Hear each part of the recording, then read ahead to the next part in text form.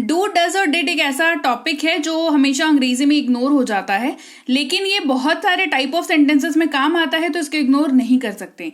तो आज do, does और डिड की कदर करना सीखेंगे। रिजल्ट इसका ये होगा कि आपकी अंग्रेजी बहुत इंप्रूव हो जाएगी और आप बढ़िया से अंग्रेजी बोलने में सक्षम हो पाएंगे। हे एवरीवन, स्वागत है आपका आज की क्लास में। आज की वीडियो में मैं हूं प्रीति मैम और आप देख रहे हैं समृद्धि इंग्लिश अकेडमी। आपको अंग्रेजी पढ़नी है, सीखनी है, बोलनी है, समझनी है। अंग्रेजी से संबंधित आपको कोई सी भी नॉलेज अपने अंदर अगर चाहिए, इंप्रूवमेंट खुद में करनी है, तो इस चैनल को सब्सक्राइब करके रख लीजिए और रोज की क्लासेस जब आती है उसको अटेंड करिए। सब्सक्राइब करते वक्त बेल नोटिफिकेशन को ऑन करना ना भूलिए। साथ ही हमारी ऐप समृद्धि इंग्लिश अकेडमी को डाउनलोड और इंस्टॉल करना भी मत भूलिएगा, ताकि वहां पर जो हमारी पेड क्लासेस हैं, फ्री क्लासेस हैं, वो सब आपको पता चले और आप अपने अकॉर्डिंग डिसीजन लेकर के वहां पर अपने नॉलेज को एनहांस कर पाए। सबसे पहले बात करेंगे डू की। तो डू और डज को अपन साथ में पढ़ेंगे, डिड को थोड़ा सा अलग पढ़ेंगे। रीजन बीइंग डिड थोड़ा सा अलग है, राइट। तो डू और डज को साथ में पढ़ेंगे क्योंकि डू और डज में बहुत सारी चीजें कॉमन है। ऐसे बता दूं तो डू, डज, डिड तीनों में बहुत सारी चीजें कॉमन है, बट स्टिल अगर टेंस के पॉइंट ऑफ व्यू से देखें तो डू, डज ये एक तरफ आ जाते हैं और डिड जो है वो दूसरी तरफ चला जाता है, ठीक है। तो हम डू और डज को एक साथ पढ़ेंगे, डिड को जो है वो बाद में पढ़ेंगे, ठीक है। पैरेलली डू और डज को पढ़ेंगे क्योंकि बहुत सारी सिमिलैरिटीज है। इनफैक्ट सिमिलैरिटी ही सिमिलैरिटी है, बस डिफरेंस एक ही है, ठीक है। क्या डिफरेंस है, कैसा है, वो सब कुछ बताऊंगी। सबसे पहले बात करते हैं डू की, जो कि मुख्यतः दो तरीके से इस्तेमाल होता है, एक मेन वर्ब के तौर पर और एक हेल्पिंग वर्ब के तौर पर। मुख्य क्रिया मेन वर्ब, सहायक क्रिया हेल्पिंग वर्ब। इसको बहुत ज्यादा एक्सप्लेन करने की जरूरत मुझे लगता है नहीं है। मुख्य का मतलब आप समझते हैं और सहायक का मतलब आप समझते हैं, राइट। चलिए आगे बढ़ाते हैं। तो जब ये मुख्य क्रिया के तौर पर यूज हो, यानी कि मेन वर्ब के तौर पर जब डू का यूज होता है, तो इसको या तो इंस्ट्रक्शन के तौर पर यूज करते हैं, जहां पर हम कहते हैं कि इसको करो, है ना, करो। जब आप कह रहे हो, इंस्ट्रक्शन किसी को दे रहे हो, तो आप सिंपली डू का यूज कर सकते हो। लेकिन इसके अलावा भी इसके यूजेज हैं। ये करना, किसी भी चीज को करने को दर्शाता है। तो जब भी आप करना जैसा कुछ अपने यूज में, वर्ड में, वाक्य में यूज कर रहे हैं, तो आपको डू का इस्तेमाल करना होगा, बस कुछ एक रूल्स को ध्यान में रखते हुए। सबसे पहले जैसे आप कहते हैं ना कि मैं अपना काम करता हूं, मैं अपना काम करता हूं, ठीक है। तो आप यहां पर करने की बात कर रहे हैं, जो काम आप करते हैं उस काम काम को करने की बात कर रहे हैं। बेसिकली एक प्रोसेस की बात हो रही है। तो आप यहां पर डू का यूज आपको करना पड़ेगा। आई डू माई वर्क, मैं अपना काम करता हूं, आई डू माई वर्क। लेकिन आपको ध्यान जिस रूल का रखना है डू को इस्तेमाल करने से पहले, वो आपके सामने है। डू का इस्तेमाल आप कर सकते हैं आई, यू, वी और दे के साथ। ये याद रखिएगा। मतलब जिस वाक्य में आप यूज करने जा रहे हो, उस वाक्य का जो सब्जेक्ट है, सब्जेक्ट वर्ब ऑब्जेक्ट वाली क्लास में ऑलरेडी करा चुकी हूं, बस कुछ दिन पहले ही कराया है। डिस्क्रिप्शन बॉक्स में लिंक है, देख लीजिएगा। अगर आप बिल्कुल ही नवाइस है, आपको बिल्कुल ही मतलब नहीं पता कि सब्जेक्ट क्या होता है, वर्ब क्या होता है, ऑब्जेक्ट क्या होता है, तो वो क्लास ऑलरेडी करा रखी है, तो उसको जरूर देख लीजिएगा, ताकि आपको समझ में आए कि क्या सब्जेक्ट होता है, क्या वर्ब होता है, क्या ऑब्जेक्ट होता है। क्योंकि वो बेस अगर आपके पास नहीं है तो बेसलेस है बाकी सब चीज पढ़ना, ठीक है। एक सेंटेंस कैसे बनता है, that is the most important thing जो आपको सबसे पहले सीखनी चाहिए अंग्रेजी में, वाक्य बनाने के लिए, ट्रांसलेशन करने के लिए, ठीक है। Do, does, did, have, has, had, बहुत बात की बात है, पहले वाक्य बनाना सीख लो, राइट। तो वाक्य में अगर सब्जेक्ट के जगह पर आपके पास आई, यू, वी और दे है, तो आप डू का यूज कर सकते हैं। बिल्कुल एकदम टेंशन फ्री होकर के आप कर सकते हैं। और कुछ मतलब जैसे मैं अपना काम करता हूं, आई डू माई वर्क, है ना, इस तरीके से यूज होता है। अब मैंने बताया था डू और डज को जो है साथ में अपन पढ़ेंगे, तो डज की बात कर लेते हैं। चलिए, डज साथ में क्यों पढ़ेंगे? क्योंकि डज का इस्तेमाल भी मुख्य क्रिया के तौर पर होता है और सहायक क्रिया के तौर पर होता है। सिंपल मेन वर्ब और हेल्पिंग वर्ब के तौर पर होता है दोनों। दूसरी सिमिलैरिटी क्या है, डज का मतलब भी करना होता है ना। लेकिन हाँ, इसको आप इंस्ट्रक्शन के तौर पर नहीं यूज कर सकते हैं। ये एक डिफरेंस हुआ, है ना। और ये बहुत बारीक डिफरेंस है, बहुत माइक्रो डिफरेंस है, नहीं बताता कोई आपको, but you need to understand. क्योंकि जब आप अब जब सब कुछ जानोगे ना, तब जाकर आप सही तरीके से उसको यूज कर पाओगे, है ना। तो डज को इंस्ट्रक्शन के तौर पर तो नहीं यूज कर सकते, डू को इंस्ट्रक्शन के तौर पर यूज कर सकते हैं। ऑर्डर देने के तौर पर डू को यूज कर सकते हैं, डज को नहीं यूज कर सकते। करना, ये भी करना को ही सिंपलाइज करता है, याद रखिएगा। अभी तक हम डू और डज का मेन वर्ब का यूजेज ही पढ़ रहे हैं, हेल्पिंग वर्ब तक अभी तक हम लोग आए नहीं हैं, वो क्लास के आगे हिस्से में है। तो क्लास को पूरा देखना जरूरी है, बिकॉज मतलब तभी आपकी नॉलेज कंप्लीट होती है। क्लास कंप्लीट होती है, नॉलेज कंप्लीट होती है। क्लास अधूरी, इन शॉर्ट नॉलेज भी अधूरा, ठीक है। जैसे वो अपना काम करता है, he does his work. Clear, बहुत आसान, एकदम सिंपल सी बात है। डज के लिए रूल समझ लीजिए, डज का इस्तेमाल ही, शी, इट और किसी भी नाम के साथ कर सकते हैं। तो डू और डज के रिगार्डिंग आपको ये दोनों रूल जो है याद रखने ही रखने हैं। इसको गांठ बांध के अपने दिमाग में कहीं डाल लीजिए, ठीक है। अब बात करेंगे डिड की, राइट। डिड का इस्तेमाल again main verb, helping verb के तौर पर, दोनों के तौर पर होता है। कैसे अलग है चलिए बताती हूं। डिड का मतलब होता है किया, जब ये मेन वर्ब यानी कि मुख्य क्रिया के तौर पर यूज हो, किया, ठीक है। डिड का मतलब क्या होता है, किया। जैसे हमने अपना काम किया, वी डिड आवर वर्क। आप यहां पर समझ पा रहे हैं काम जो है वो हो चुका है, उसके बाद आप कह रहे हैं कि हमने अपना काम किया, अब तुमको जो करना है तुम करो, मतलब आपने काम कर लिया है, ठीक है। हमने अपना काम किया, वी डिड आवर वर्क, हमारा जो काम था हमने किया, ठीक है। काम जो है वो हो चुका है। तो डिड का इस्तेमाल कुछ इस तरीके से किया जाता है। रूल समझ लीजिए डिड का, जो कि बहुत आसान है।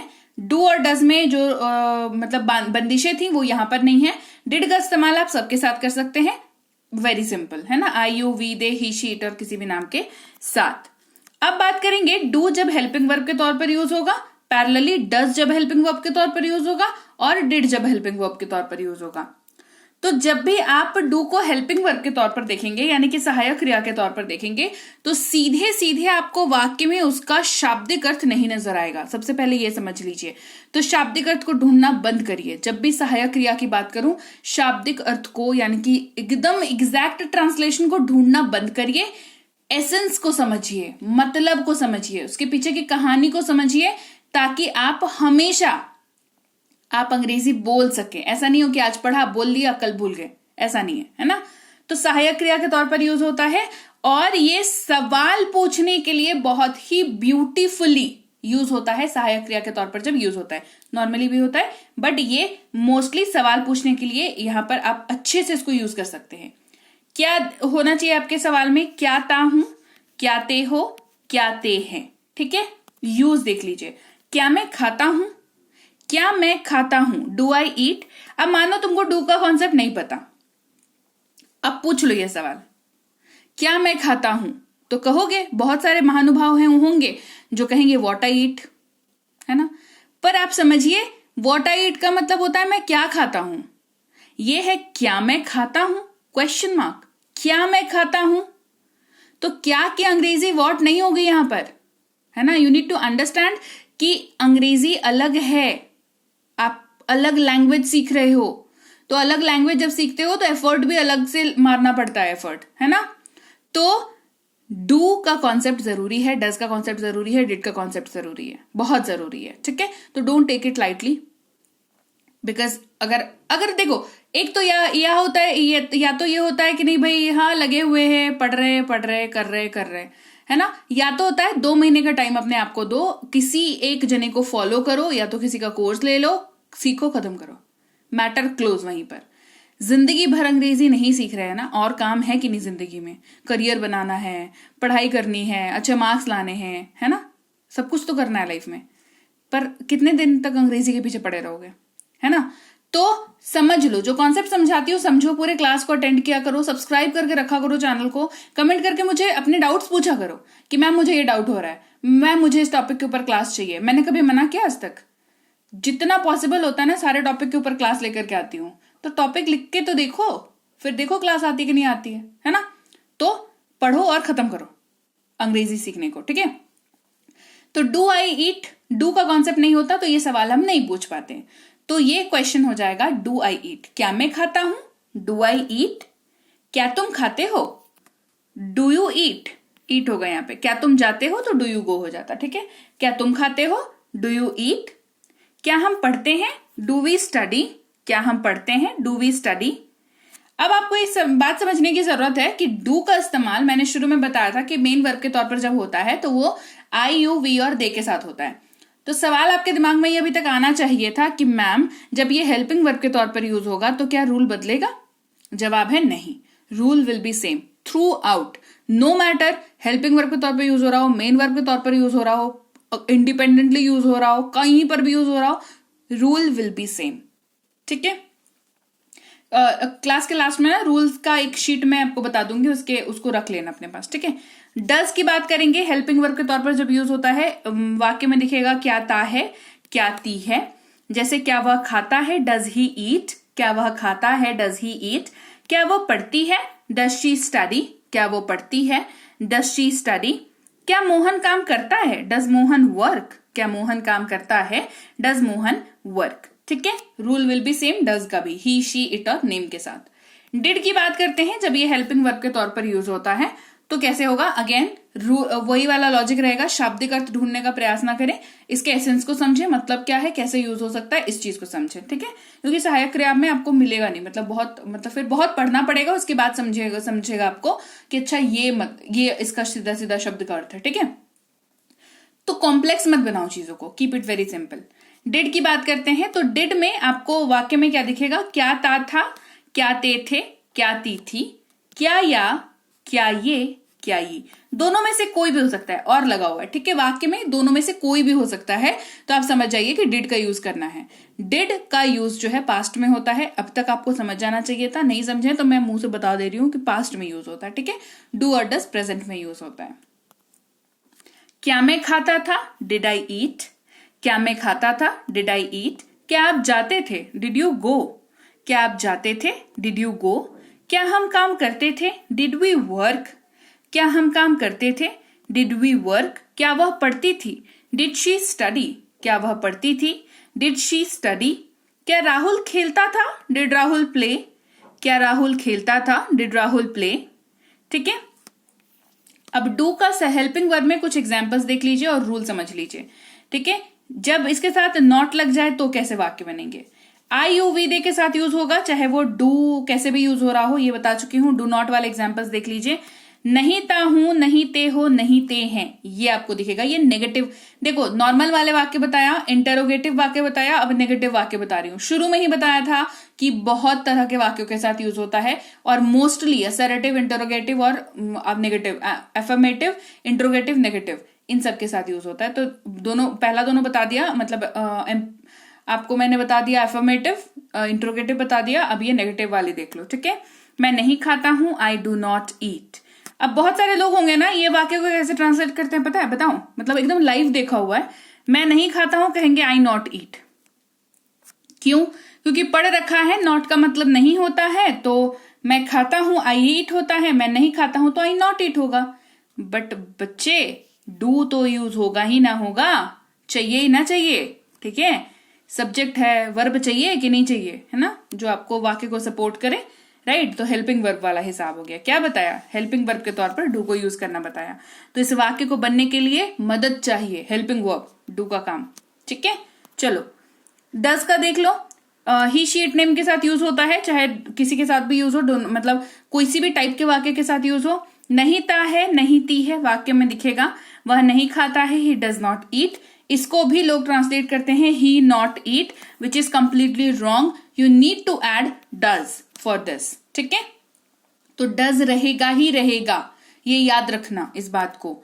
डिड को देख लो, rule will be same, did not भी यूज होता है, इसी को डिंट कहते हैं या डोंट कहते हैं या डजंट कहते हैं। डू को डोंट, डज के साथ नॉट लगा तो डजंट, और डिड के साथ नॉट लगा तो डिडंट। ठीक है, ये ऐसे यूज होता है। नहीं ता था, नहीं ते थे, नहीं ती थी, ये डिड नॉट का हो गया। मैं नहीं खाता था, आई डिड नॉट ईट। ठीक है, तो अब पूरे क्लास को समराइज करते हैं, विच इज वेरी इंपॉर्टेंट। हमने आज क्या पढ़ा, हमने डू डज डिड के बारे में पढ़ा। हमने पढ़ा कि डू डज डिड जो है दो तरीके से यूज होता है, मेन वर्ब के तौर पर और हेल्पिंग वर्ब के तौर पर। हमने इसके टाइप्स ऑफ सेंटेंसेस में इस्तेमाल पढ़े। हमने एफर्मेटिव वाले वाक्यों को एग्जाम्पल पढ़ा, हमने इंटरोगेटिव पढ़ा, हमने नेगेटिव वाले वाक्य को भी पढ़ा। मतलब छोटा सा क्लास है, देख रहे हो कितना सारा चीज आपने पढ़ा। तो ऐसी क्लासेस जो है ना, एक तो कम बन के निकल पाती हैं, बिकॉज बहुत दिमाग लगता है कि कम चीजों में कैसे सबसे ज्यादा नॉलेज दे सकूं। तो क्लास को लाइक और शेयर तो बिल्कुल कर ही दिया करो, और इस पेज का मतलब स्क्रीनशॉट करोगे तो करके रख लो। इसके अलावा रूल वाला पेज भी अलग से दे रखा है समराइज करने के लिए, इसका भी स्क्रीनशॉट करोगे तो कर लो। दैट इज की डू का इस्तेमाल आई यू वी दे के साथ करते हैं, डज का इस्तेमाल ही शी इट नेम के साथ करते हैं, और डिड का इस्तेमाल I you we they he she it name, यानी कि सबके साथ कर सकते हैं, ठीक है। ये डू और डज जो है प्रेजेंट में यूज होता है, डिड जो है वो पास्ट में यूज होता है। ये है आज की क्लास, जहां पर इस क्लास में डू डज डिड का ऐसा कोई इस्तेमाल नहीं रहा जो मैंने नहीं बताया, इससे बाहर इस्तेमाल आपको नहीं आएगा, ठीक है। तो क्लास को यहीं तक रखते हैं। आप अपने रिक्वायरमेंट के हिसाब से आपको जो चीजें सेव करके रखनी है उसको रख लो और लीजिए। ये थी आज की क्लास, जहां पर हमने डू डज डिड पे मास्टरी कर ली, हमने समझ लिया क्या है, क्यों है, कैसे है, किस तरीके से इस्तेमाल होता है, वगैरह वगैरह। तो क्लास कैसी लगी कमेंट करके मुझे जरूर बताओ। क्लास बढ़िया लगी है, क्लास को लाइक करिए, क्लास को शेयर करिए। आप देख रहे हैं संरीति इंग्लिश एकेडमी, कमेंट करके मुझे बताइए क्लास आपको कैसी लगती है मेरी, और सब्सक्राइब कर लीजिएगा। अगर नए हैं तो सब्सक्राइब करते वक्त बेल नोटिफिकेशन को ऑन कर दीजिएगा।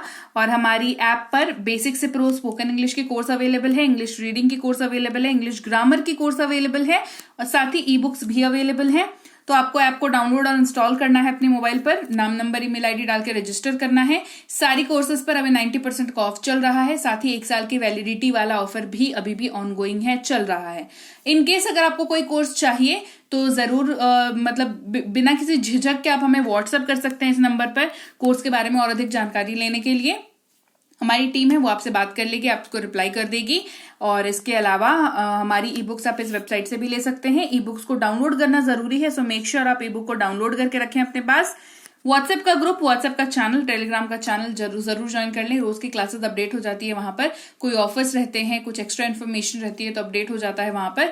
तो टच में रहना जरूरी है, तो टच में रहने के लिए व्हाट्सएप का चैनल, व्हाट्सएप का ग्रुप, टेलीग्राम का चैनल, कोई सा भी आप ज्वाइन कर सकते हैं अपनी प्रेफरेंस के हिसाब से, राइट। तो चलिए आज की क्लास को यहीं तक रखते हैं। मैं आपसे मिलूंगी एक और नए बढ़िया क्लास के साथ कल।